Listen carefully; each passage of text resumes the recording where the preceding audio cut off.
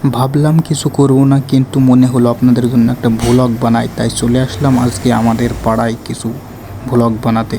তাই রাস্তা দিয়ে হেঁটে চলে যাচ্ছি এখন সামনের দিকে। সামনে কিছু আজগুবি ধান ক্ষেত, যেখানে আমরা আর পশু পাখিরা সবাই খাবার খেয়ে বেঁচে থাকে এই ধান ক্ষেত থেকে। আমরা ভালো মতো ভিডিও শ্যুট নিলাম, তারপর সূর্যর দিকে ফটোকপি করলাম, কারণ সূর্য নিজে থেকেই আলো দেয়।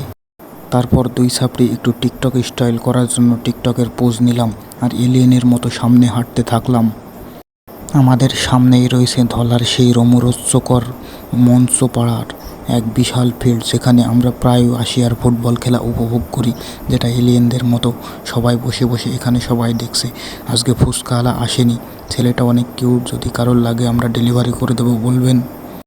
তারপর ক্যামেরাম্যানকে শিখিয়ে দিলাম কিভাবে ভিডিও বানাতে হবে। তারপর একটা ফুটবল চেয়ে নিলাম, দিয়ে লম্বা শট দিলাম। তারপর আরও একটা পায়ের গোড়ায় লম্বা শট দিলাম, যে ফুটবলটা গেল, আর খুব দাঁত কেলিয়ে হাসলাম। তারপর মাঠ দিয়ে আমরা বাড়ি আসতে লাগলাম এক বিশাল সমুদ্রের মাঝখানে দিয়ে, যেখানে সামনে একটু পর যেতেই সে বলল টিকটক বানাবে, তাই একটু পোজ বাজ নিয়ে ভিডিও বানালাম। ভিডিও শুরু হলো নায়ক শাহরুখ খানের মতো হাত দুটো বাড়িয়ে দিয়ে সূর্যর দিকে জুম করে আমরা শেষ করে দিলাম।